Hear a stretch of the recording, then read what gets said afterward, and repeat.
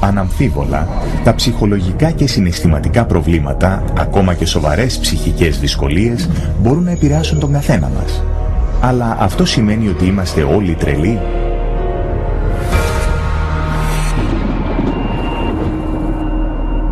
Πού οφείλονται οι ψυχολογικές δυσκολίες?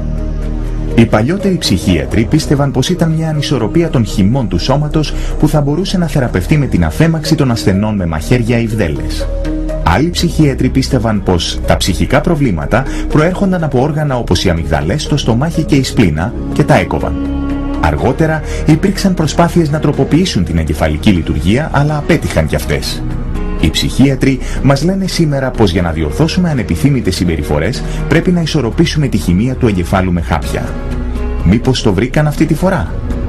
They say you have a chemical imbalance of serotonin and dopamine, but there's never been a study to ever prove that, ever. It's just been indoctrinated into the culture and television advertising to the point where people now believe it as fact. Παρόλη την έλλειψη αποδεικτικών στοιχείων, οι ψυχίατροι λένε ότι τα ψυχοτρόπα είναι το ίδιο με τα ευρέως γνωστά φάρμακα. Θα μπορούσε να είναι αλήθεια αυτό? Η απάντηση είναι ότι ενώ ένα φάρμακο όπως η ινσουλίνη διορθώνει μια μετρήσιμη αποδεδειγμένη ανισορροπία στο σώμα, τα ψυχοτρόπα δεν έχουν ορατές ή μετρήσιμες ανομαλίες να διορθώσουν. Αυτή είναι η απόδειξη βακτηριακής μόλυνσης. Αυτή είναι η ψυχιατρική διαταραχή ελλειματικής προσοχής και υπερκινητικότητας, ADHD. Αυτό είναι ένα σπασμένο χέρι. Αυτή είναι η μείζον καταθλιπτική διαταραχή. Αυτός είναι ένας όγκος στον εγκέφαλο. Και αυτή είναι η διπολική διαταραχή.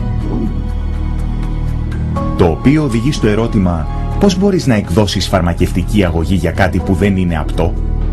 Η απάντηση είναι ότι δεν μπορείς.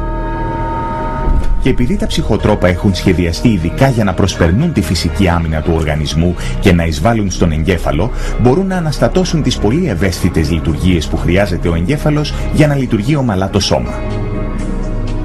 Every time you throw something into the system that's foreign to the system, you're creating imbalances elsewhere within the system. The body changes as a result of taking the medication, so when you stop taking the medication, the body's got to change back to the way it was before, if it can, because it can't always. And in doing so, it disrupts the whole system. Αυτό είναι που προκαλεί τις παρενέργειες που συχνά είναι σοβαρές. Paxil was the drug that gave me insomnia. I would cry very easily on it, and I completely lost my appetite within the first 2 days of taking it. It didn't help me study. It didn't help me do anything. I didn't even want to do work because I was so sick. The psych meds didn't help me at all. They made matters, I'd say, probably like 10 times worse for me, maybe even 20. Only now I was further impaired by the medications, and I started having car accidents. They put me on Zoloft, and it made me want to kill myself. And I realized that those drugs were just destroying me. Even when I was on them, I realized that they were destroying me. Παρόλες τις καταστροφικές συνέπειες των φαρμάκων τους, οι ψυχίατροι και οι φαρμακευτικές τα έχουν χρησιμοποιήσει για να φτιάξουν μια τεράστια και κερδοφόρα αγορά δισεκατομμυρίων. Και το έχουν καταφέρει ονομάζοντας όλο και περισσότερα από τα καθημερινά προβλήματα της ζωής ως ιατρικές διαταραχές που απαιτούν ψυχιατρική θεραπεία. Για παράδειγμα, η ντροπαλότητα έχει γίνει αγοραφοβία. Η απώλεια ενός αγαπημένου, μείζον καταθλιπτική διαταραχή. Η νοσταλγία, αγχώδης διαταραχή αποχωρισμού. Η υποψία, διαταραχή παρανοϊκής προσωπικότητας. Όταν έχεις χαμπανεβάσματα, διπολική διαταραχή. Ο διασκορπισμός, ADHD. Γι' αυτό είναι σχεδόν αδύνατο να δει κανείς ψυχίατρο σήμερα και να μην διαγνωστεί με κάποια ψυχική ασθένεια. Και η διάγνωση ψυχικής ασθένειας σημαίνει ψυχοτρόπα φάρμακα. When a patient goes into a psychiatrist's office and asks for help, probably 98, 99, maybe even 99.9% of people are going to receive a medication. Και αυτά τα φάρμακα υπολογίζεται ότι προκαλούν πάνω από 700.000 δυσμενείς αντιδράσεις το χρόνο και 42.000 θανάτους. Στο μεταξύ, η ψυχιατρική βιομηχανία τσεπώνει 330 δισεκατομμύρια δολάρια το χρόνο. Το ζήτημα δεν είναι το αν τα συναισθηματικά προβλήματα των ανθρώπων είναι αληθινά ή όχι. Είναι αληθινά. Αυτό που πράγματι θα έπρεπε να ρωτάμε είναι πόσοι ψυχίατροι έπεισαν τον κόσμο ότι αυτά τα προβλήματα είναι ενδείξεις ψυχικών ασθενειών.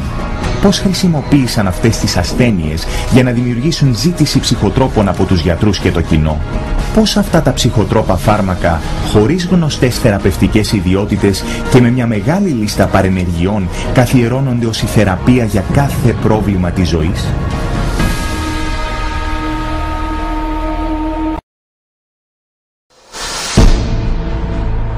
The FBI has raided the headquarters of one of the nation's largest operators of psychiatric hospitals. Hundreds complained of overbilling, misdiagnosed conditions, and insurance fraud. Investigators say they found more than 5,000 similar cases in all 50 states. Psychiatrists clearly are getting rich. Psychiatrists traded drugs for sex, filed false insurance claims, and exploited patients sexually. We have uncovered some of the most elaborate, aggressive, creative, deceptive, immoral, and illegal schemes being used to fill empty hospital beds with insured and paying patients.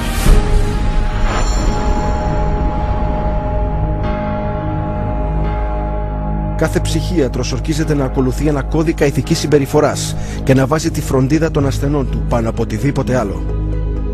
Η ψυχιατρική έχει το χειρότερο μητρό απάτης και κακομεταχείρισης από όλους τους ιατρικούς κλάδους. Psychiatry is almost a license to print money.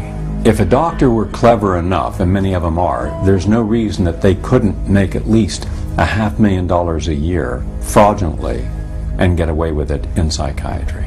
I don't purport to have deposed every psychiatrist in Las Vegas. I can tell you for a fact I haven't.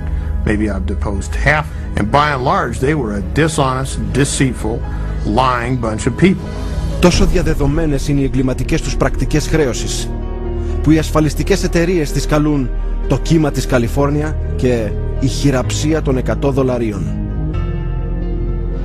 $100 handshake is when usually a patient is institutionalized. Psychiatrist, psychologist will visit that person, shake hands with them, say, hello, I'm Dr. So-and-so, I'm taking care of your problem here, and then leaves. They might have 10 or 20 patients there. They bill an hour for each one, and they might be in the hospital for a total of 30 minutes. So 20 patients, 20 hours, and they'd send the bills off to Medicaid. We see that most of the victims of recovered memory therapy were women who had excellent health insurance, whether it was government insurance or private insurance, because many insurance policies wouldn't pay for this kind of long-term nonsense. So those people were targeted because of the nature of the insurance that they had.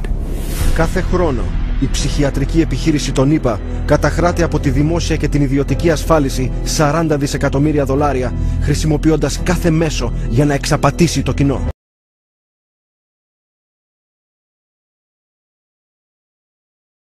Τις κρεατόμαζες πάνε, λέει, όχι μόνο θα σας δώσουμε, λέει, κρεατόμαζες γιατί ξέρω εγώ είναι, όσοι δεν έχουν ξέρουν ότι είναι κρεατόμαζες, είναι κρέας ιστός ο οποίος θα μεγαλώνει, θα γίνεται σαν δωμάτιο, ξέρω εγώ, μέσα σε εργαστήριο, το κόβουν κομμάτια, σε λοφάν, στο ράφι και θα παίρνεις αυτό, λέει.